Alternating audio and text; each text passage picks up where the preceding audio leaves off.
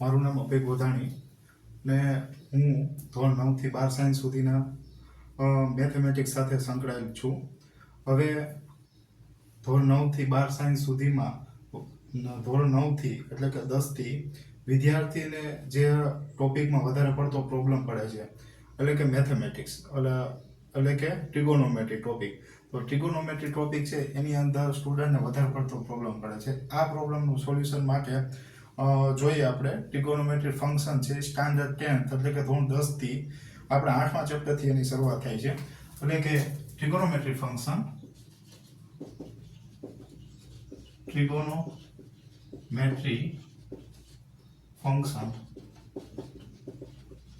એટલે કે ત્રિકોણમિતિ વિધેય.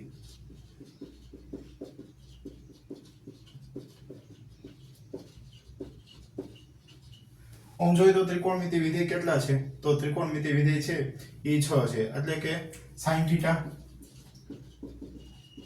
cos θ,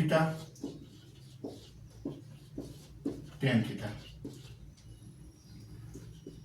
cosec θ, sec θ અને cot θ. હવે આ 6 ફંક્શન છે એની કઈ રીતે એની શરૂઆત થઈ? તો એક ચોક એન્ડ ડસ્ટર મૂવી છે.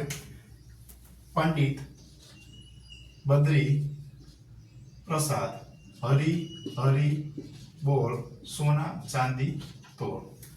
પંડિત બદ્રી પ્રસાદ હરી હરી બોલ સોના ચાંદી તોડ. હવે આની ઉપરથી આ ફોર્મ્યુલા કઈ રીતે રાઇટ અપ કરી શકો? એટલે કે આ s એટલે શું થશે? તો કે sin θ. તો sin θ બરાબર E/h. E એટલે છે શું? તો આપણે રાઈટ ટ્રાયેંગલ ઉપરથી જો સમજાવું તમને. આ θ માટે આ થશે સામેની બાજુ અથવા તો વેધ અને પરપેન્ડિક્યુલર બોલાય. બરોબર છે? આ પાસેની બાજુ, આ θ માટે પાસેની બાજુ. આ થશે પાયો એટલે કે બેઝ અને આ થશે કર્ણ. બરોબર? એને ઇંગ્લિશમાં કહેવાય હાઇપોટેનિયસ. હવે એના માટેનું પહેલું સૂત્ર sin θ નું સૂત્ર જો આપણે રાઇટ અપ કરવું હોય તો કઈ રીતે થશે? એટલે કે sin θ = p/h એટલે કે સામેની બાજુ છેદમાં કર્ણ.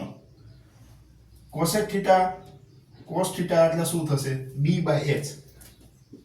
b/h એટલે કે શું થશે?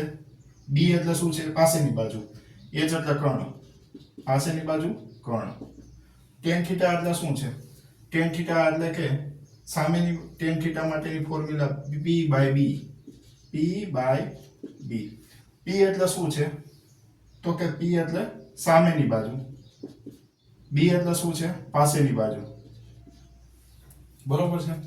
તો આની ઉપરથી જોવો ને તો આવું થાય કર્ણના છેદમાં સામેની બાજુ. આ એની રેસિપ્રોકલ વેલ્યુ છે. એટલે કે sin θ ની રેસિપ્રોકલ વેલ્યુ cosec θ, cos θ ની રેસિપ્રોકલ વેલ્યુ વ્યસ્ત વેલ્યુ એટલે કે sec θ. એટલે શું છે?